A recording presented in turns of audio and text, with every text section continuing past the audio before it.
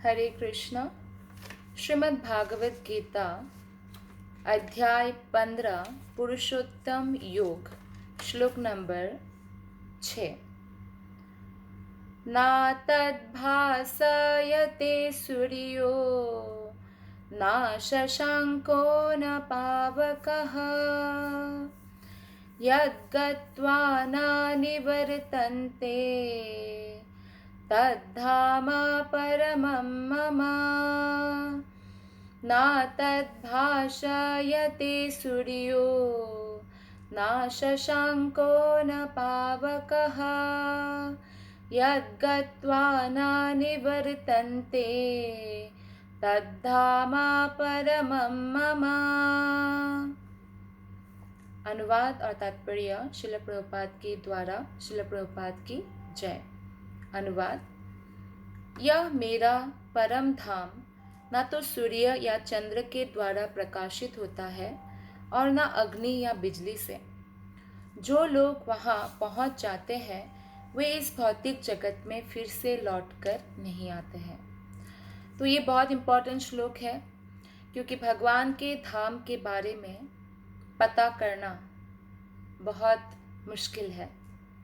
केवल भगवान के भक्तगण ही भगवान के धाम के बारे में जानते हैं, क्योंकि वो भगवान के जो आज्ञा है शास्त्रों में उसका पालन करते हुए जीवन निर्वाह करते हैं। तो इस श्लोक में भगवान श्री कृष्ण स्वयं अपने धाम के बारे में बता रहे हैं कि मेरा जो धाम है ना, उसको कोई सूर्य या चंद्र की आवश्यकता नहीं है आलोकित होने के लिए, वो स्वतः ही आलोकित है। उसमें ना चंद्र की ज़रूरत है, ना सूर्य की, ना अग्नि या बिजली की। जो लोग वहाँ पहुँच जाते हैं शुद्ध भक्ति के द्वारा, वो कभी भी इस भौतिक जगत पर लौटकर नहीं आते हैं। तो यहाँ पर आध्यात्मिक जगत अर्थात भगवान कृष्ण के धाम का वर्णन हुआ है। भगवान कृष्ण के धाम का नाम है कृष्ण लोक या गोलोक वृंदावन। कई सारे लोग यह सोचते हैं कि भगवान श्री कृष्ण यहाँ ही जन्म हुए, प्रकट हुए, तो इसलिए मनुष्य समझते हैं। लेकिन भगवान श्री कृष्ण वैकुंठ जगत के सबसे उच्चतर जो लोक है कृष्ण लोक, वहाँ नित्य निवास करते हैं। ऐसे आकाश को, आध्यात्मिक जो आकाश है उसको बोलते हैं चिन्मय आकाश। चिन्मय आकाश में ना तो सूर्य की प्रकाश की आवश्यकता है, ना चंद्र की, ना अग्नि की, ना बिजली की, क्योंकि सारे लोक स्वयं प्रकाशित हैं। इस ब्रह्मांड में केवल एक ही लोक है जो स्वयं प्रकाशित है, और उस लोक का क्या नाम है? सूर्य लोक। सूर्य जो नक्षत्र है वो लोक जो है स्वयं प्रकाशित है।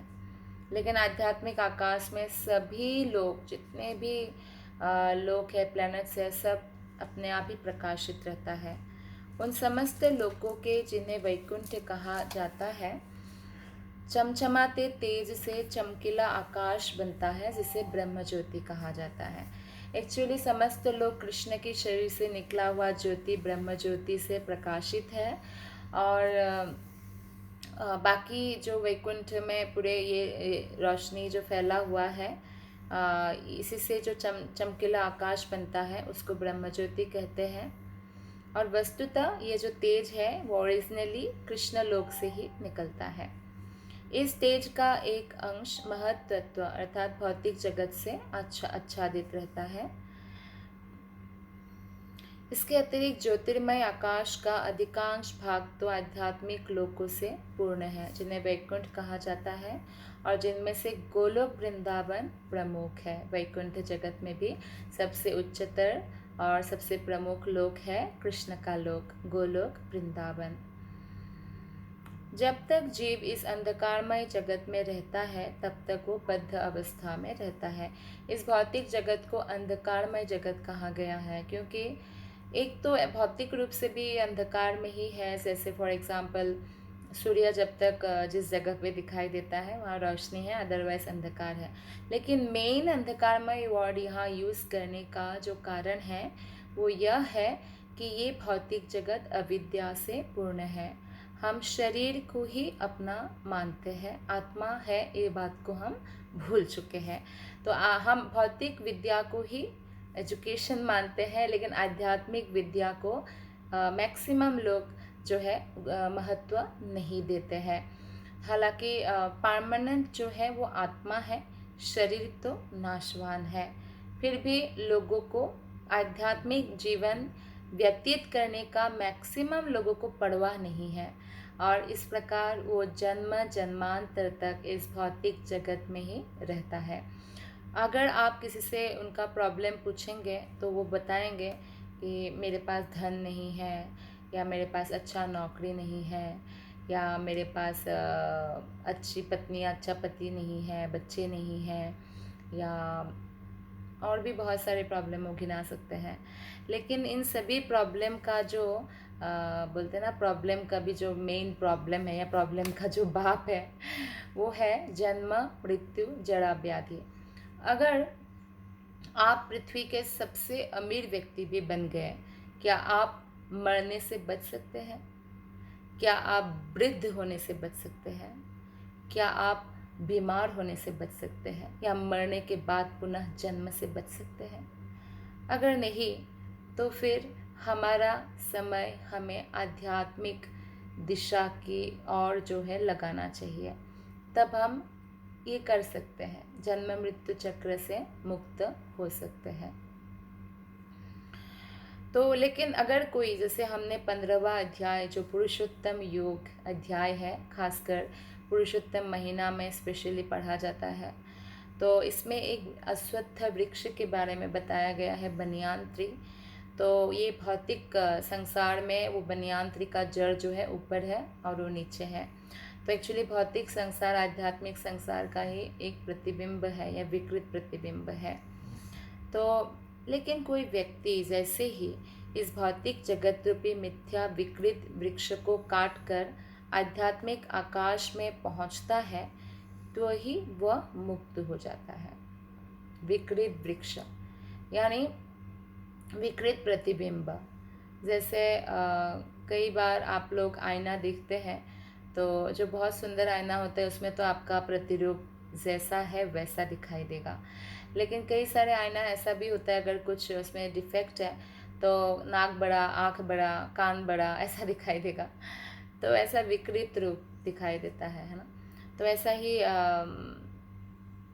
हमारे जो ये आध्यात्मिक जो वृक्ष, आध्यात्मिक जो जगत है वो बहुत ही सुंदर है, और वैकुंठ, उसमें कोई कुंठा कोई चिंता नहीं है, जन्म मृत्यु जरा व्याधि नहीं है, और आनंद ही आनंद है। लेकिन उसका विकृत प्रतिबिंब भौतिक जगत है। तो भौतिक जगत में ऐसा लगता है कि हम लोग सुखी हो जाएंगे और हम लोग आनंद में हैं, लेकिन दूसरे ही क्षण निरानंद हमें घेर लेती है। तो एक बार अगर कोई व्यक्ति थोड़ी सी तपस्या कर ले भौतिक संसार में, थोड़ी सी तपस्या क्या है, बहुत बड़ी तपस्या नहीं है। हमको कोई नहीं बोल रहे कि आप बद्रीनाथ की बर्फीली पहाड़ों में जाकर तपस्या करें, नहीं। अपने अपने घर में रहते हुए हरे कृष्ण महामंत्र का 16 माला करें। अगर कोई ऐसा करता है और इस प्रकार भगवान से प्रेम डेवलप कर सकता है, तो इस जगत में वो वापस नहीं आता है फिर से। तो इस बद्ध जीवन में जीव अपने को भौतिक जगत का स्वामी मानता है, लेकिन अपनी मुक्त अवस्था में वो आध्यात्मिक राज्य में प्रवेश करता है और परमेश्वर का पार्षद बन जाता है। वहाँ पर वो सच्चिदानंदमय जीवन बिताता है। हर एक व्यक्ति हर एक दिन इतना मेहनत कर रहे हैं सिर्फ एक आनंदमय जीवन बिताने के लिए। हमेशा वो इतना कोशिश करते हैं, और इसके बाद भी, इतना प्रयास के बाद भी निरानंद आता ही आता है। तो क्यों ना हम कुछ ऐसा कार्य करें जिससे हम हमेशा के लिए ये जो दुखालयम है और ये जो अशाश्वत जगत है, इससे मुक्त होकर भगवत धाम में प्रवेश करें, जहाँ हम सच्चिदानंदमय जीवन बिता सकते हैं, जो हमारे जीवन का परम चरम लक्ष्य भी है ना। आनंद प्राप्ति करना सभी का लक्ष्य होता है ये। तो इस सूचना से मनुष्य को मुग्ध हो जाना चाहिए, उसे शाश्वत जगत में ले जाए जाने की इच्छा करनी चाहिए, और सच्चाई के इस मिथ्या प्रतिबिंब से अपने आप को विलग कर देना चाहिए। तो ये मिथ्या प्रतिबिंब क्या है? ये भौतिक जगत, भौतिक आसक्ति, भौतिक वस्तुओं के प्रति इंद्रिय तृप्ति की इच्छा रखना, ये बंधन का कारण है। तो इससे हमें विलग करना चाहिए। इवन हमारे लाइफस्टाइल में भी अगर हमें कोई व्यक्ति ऐसा मिल जाए जो बिल्कुल अटैच नहीं है किसी वस्तु से, या बहुत दानवीर है, या बहुत जेनरस है, बहुत उदार है, तो हमें काफ़ी अच्छा महसूस होता है कि कितना महान व्यक्ति है, राइट। तो ऑब्वियसली जब हम भगवान श्री कृष्ण की भक्ति करने लगते हैं तो हम ऑटोमेटिकली डिटैच्ड हो जाते हैं समस्त भौतिक चीज़ों से और समस्त भौतिक आकांक्षाओं से, एक्सपेक्टेशन से। तो हमारे हृदय में फिर कोई दुख नहीं रह जाता है। तो जो इस संसार से अत्यधिक आसक्त है उसके लिए इस आसक्ति का छेदन करना दुष्कर होता है। लेकिन यदि वो कृष्ण भावनामृत को ग्रहण कर ले तो उसके क्रमशः छूट जाने की संभावना है। तो आप देखिए श्रील प्रभुपाद ने सबसे जो कम्प्लेक्स थे, मतलब बहुत मेहनत लगाना पड़ेगा ना, जैसे 4 नियम पालन करना चाहिए हर व्यक्ति को, 16 माला नाम जप करना चाहिए, कृष्ण भक्ति में प्रगति करना है। तो जैसे 4 नियम है, मांस नहीं खाना, नशा नहीं करना, जुआ नहीं खेलना, अवैध यौन संबंध नहीं करना। तो अगर आप भारतवर्ष में देखेंगे तो बहुत सारे लोग जो है चारों के चारों पाप नहीं करते हैं, या कई लोग ऐसे भी हैं जो सात्विक प्रकृति के हैं, तो वो लोग कभी भी चारों कार्य भी नहीं करते हैं। तो बहुत सूक्ष्म रूप से देखा जाए तो कर भी सकते हैं, लेकिन अदरवाइज तो जैसे माता को ले लीजिए, अगर आप उनको जुआ के बारे में पूछेंगे उनको कोई नॉलेज ही नहीं होगा। लेकिन प्रभुपाद अमेरिका गए और वहाँ पे ये चारों कार्य इतना नेचुरल है। फॉर एग्जांपल इंडिया में अगर कोई शादीशुदा व्यक्ति बाहर कोई अफेयर चलाते हैं तो कितनी बदनामी हो जाती है, उसको कितना ध्यान रखना पड़ता है, खासकर छोटे शहरों में या गांव में, बड़े शहरों में भी उसका पीठ पीछे तो बहुत ही क्रिटिसिज्म होता रहता है। लेकिन अमेरिका जैसी जगह से इन सब चीज़ों के लिए क्रिटिसिज्म नहीं होता है, एंड इट्स नॉर्मल। अवैध यौन संबंध नॉर्मल है, एक्स्ट्रामैरिटल अफेयर नॉर्मल है, या मान लीजिए शादी विवाह से पहले भी जो अफेयर्स है वो भी नॉर्मल है, या मांस खाना, सब चीज़ों में मांस मिलता है, अंडा मिलता है या मछली मिलता है, यहाँ तक कि सलाद में भी आपको मिल सकता है। तो और नशा करना आम बात है। 18 साल के बाद तो गवर्नमेंट अलाउड है, और 18 साल नहीं होने पर भी अगर कोई पीना चाहे तो इतना मुश्किल नहीं है, और ना ही उसको बहुत ज़्यादा क्रिटिसाइज़ किया जाता है। किसी भी प्रकार का नशा, वो हिप्पीज़ लोग तो ड्रग्स तक लेते थे, मेरीजुआना, LSD आदि। तो और मांस करना, नशा, जुआ खेलना, कैसीनो से इतना सारा, तो आसान है, इतना कोई मुश्किल नहीं है, सबको नॉलेज रहता है जुआ के बारे में। तो चारों पाप इतना ज़्यादा करते हैं वहाँ, जैसे पाश्चात्य देशों में खासकर।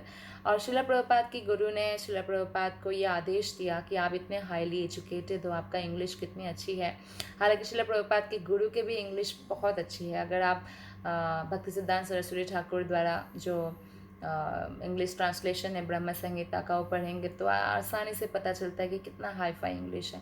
पर फिर भी वो अपने शिष्य को ये क्रेडिट देना चाहते थे, तो श्रील प्रभुपाद को बोला आप पूरे विश्व में प्रचार करो इंग्लिश भाषा में, क्योंकि इंग्लिश उनकी भाषा में आप प्रचार करोगे तभी जाकर जो है वो भक्त बनेंगे कृष्ण, और कृष्ण के बारे में वो जानेंगे कैसे, नहीं तो अगर संस्कृत में रहा तो फिर श्रील प्रभुपाद अनुवाद करते हैं। और बाद में अमेरिका में जाके सबसे टफ लोग जो चारों पाप कर रहे थे, जो कृष्ण के बारे में कुछ नहीं जानते, उनके ऊपर ये इम्प्लीमेंट करते हैं और इतना सक्सेसफुल होते हैं कि पूरे वर्ल्ड में जो है श्रील प्रभुपाद ने भगवद गीता का प्रचार किया, हरे कृष्ण महामंत्र का कीर्तन, रथ यात्रा, सब कुछ किया।